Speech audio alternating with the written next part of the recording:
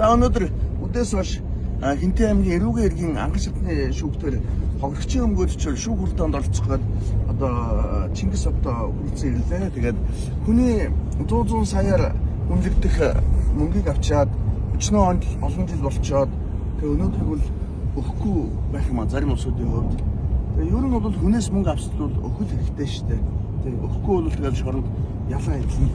За ял идэхээс гадна шүүхэн шийдвэрийн өгөхөөр тогтоогдсон тэр мөнгийг заавал өгдөг байхгүй. Тэгэхээр хүмүүс минь ийм баймааргүй байна. Яг ба тухайн үед одоо үнэн удал хэлээд хүнээс мөнгө авсан байж болно. Тэгээд уучлаарай гэж өгчдөг баймаар юм шүү дээ. Тэгээд өгөхгүй 40 жил болгоо. Тэгээд өөрөөсөө ял шийдэл хэлэхдээ тулчаад байхад өгөхгүй бүрийгээд байна гэдэг нь ер нь бол тэгээд байж болохгүй асуудал шүү дээ. Тэгээд хинээсээ ямар зөвлөгөөгөө авчаад ингээд одоо хүний мөнгийг авчаад өгөхгүй байж болно гэдэг одоо бодоод яваад байдгийг. Амьдрал ахуйн судлаа, ажил төрлийн одоо судлаа хүнээс авсан тэр мөнгөө өгч боломжтой гэсэн хэлбэл өнөөдөр хүртэл өгөхгүй л яваад байгаа.